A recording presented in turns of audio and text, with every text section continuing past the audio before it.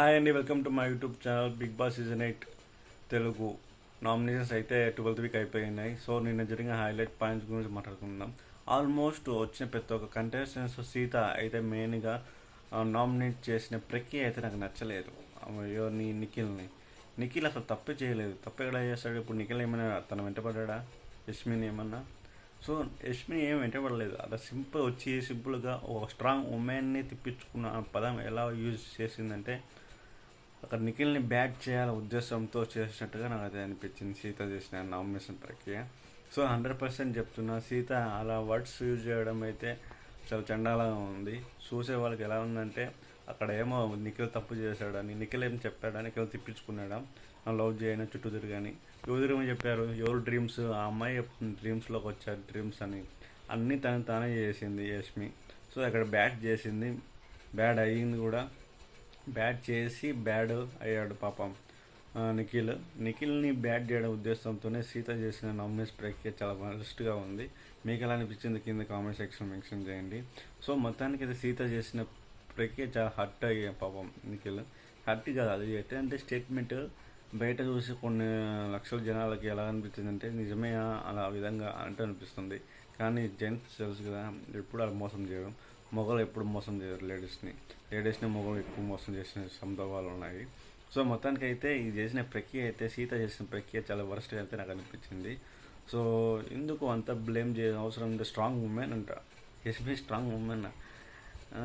నిఖిల్ ఏమి వీక్ చెప్పు? నిఖిల్ ఏమైనా ఏ రోజన్నా తన వెంటబడి తను లవ్ చేస్తానని చెప్పి ప్రపోజ్ చేస్తాడా, లేకుంటే లవ్గా వెళ్ళాడా?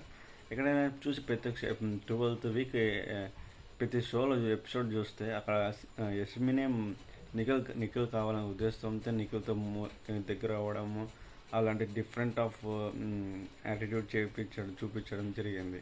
సో నిఖిల్ ఎక్కడ ఆ వే ఆఫ్లో చూపించలేదు. కానీ నిఖిల్ని బ్లేమ్ చేయడం అయితే మాట తప్పే. సో నిన్న జరిగిన సీత ఎలిమినేషన్స్ చాలా వరస్ట్గా అనిపించింది.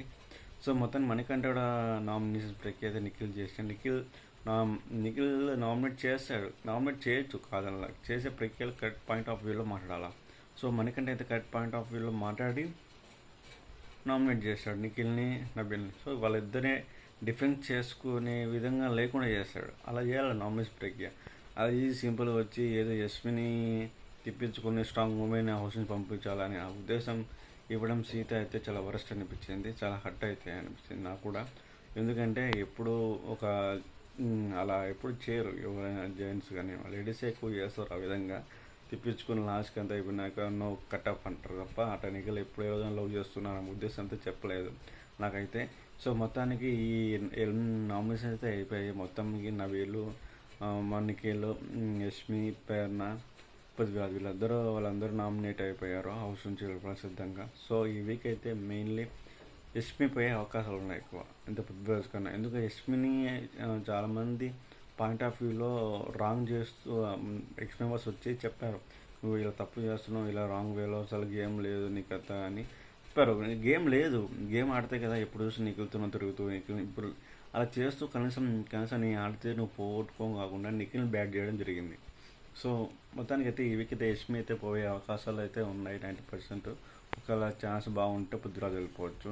సో మొత్తానికి అయితే ప్రేరణ అయితే వెళ్ళిపోవద్దు, ఎందుకంటే తనకు ఓట్లకే పడుతున్నాయి, ఎవరికంటే ఎవరు వేస్తున్నారో అర్థం కావట్లేదు. కానీ సో మొత్తానికి అయితే యష్మి అలా చేయడం వల్ల నిఖిల్ని బ్యాట్ చేసేసింది మొత్తానికి. కానీ నిఖిల్ ఏం బ్యాట్ కాలేదు, చూసేవాళ్ళు అర్థమైపోతుంది ఎవరు రైట్ రాంగ్ అనేది.